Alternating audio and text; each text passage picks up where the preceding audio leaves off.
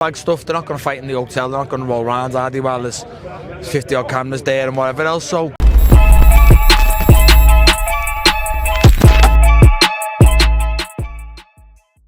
Pro boxing fans, we are here in Riyadh. It's a day before the big one, the Undisputed, with me, Liam Smith. Liam, how are you, sir? How's things? Good, how are you? When did you get in? Yesterday. How are you finding Riyadh so far? It was a bit hot earlier on, wasn't it? Yeah, it's hot. Yeah, I've been here before, though, when it's been roasting columns for. Well, I say Riyadh. I've been to Jeddah and columns for roasting hot, so it's always a hot place, isn't it? I love it, to be honest. I do love it. I do love it. Let's talk about this one, the big one, Artur Beterbiev versus Dmitry Bivol. A lot of talk about power, a lot of talk about puncher versus boxer. How do you see this fight? Yeah, probably the same way a lot of boxing people are seeing it. You know, it's the power and the pressure of Beterbiev, you know, the against the boxing, and the skill and the cuteness of Bivol. Yeah. They always say a boxer beats a puncher. Do you see it that way? Do you see that Bivol should win this fight if you're going off that theory? No, I don't think that theory always works. You know, I don't think.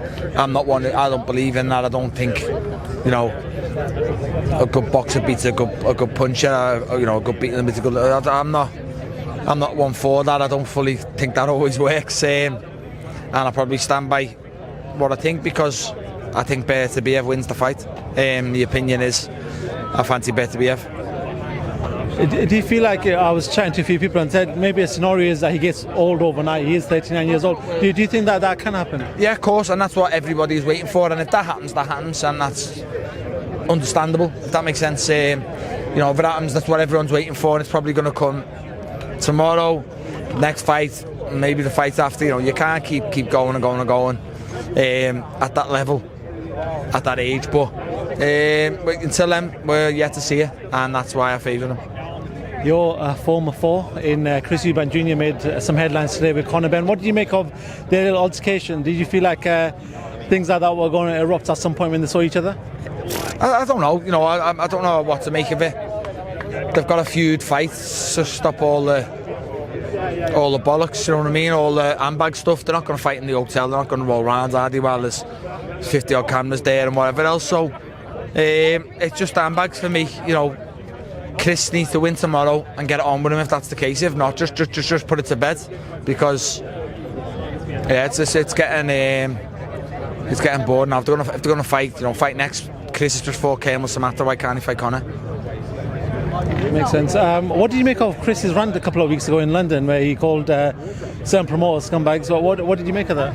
It's not really. Nothing to make of it now, because he said sorry, he didn't mean it. So there's nothing really to comment on it. When he done it, I thought, good on you, if that makes sense. Good on you if they've been scumbags to you. You know, say it with your chest out. But he said it and then apologised straight after, so didn't really mean the words that was said. Liam, tell me how you're feeling right now. Obviously, you were supposed to be on a Riyadh season card, unlucky with the injury. What's the latest with yourself? Yeah, just you know, unfortunate. I got an illness. You know, I come down with a virus 2 weeks before the fight, so the right decision for me to do, to pull out. I was devastated. You know, I pulled out of a huge show, Wembley Stadium.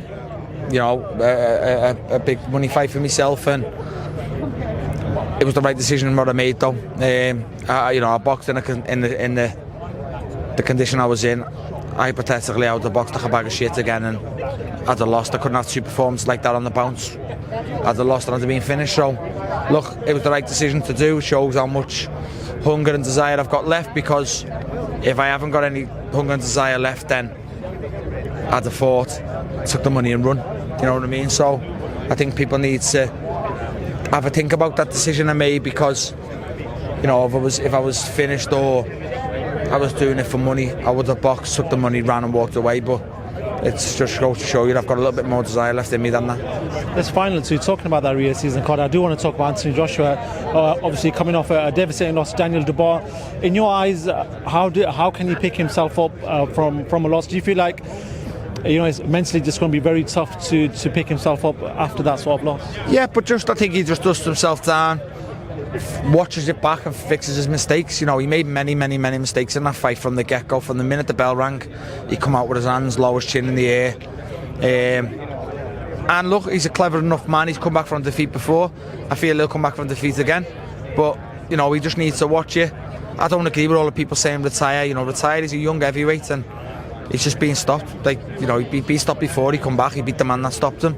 I would not write him off coming back and beating Daniel Dubois, but I think he just has to watch it, dissect it, see his mistakes, which for me were quite plain to see, and correct them. And I think, you know, he's, like I said before, he's a clever enough man to do that, so I feel he might. Actually, talking about his chin in there, Carl Froch saying maybe his punch resistance has gone with the amount of fights that he's had, the few losses that he's had. Do you see that, or do you believe that, or not?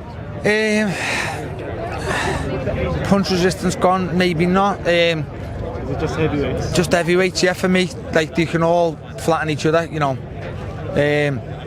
Joe Joyce stopped Daniel Dubois.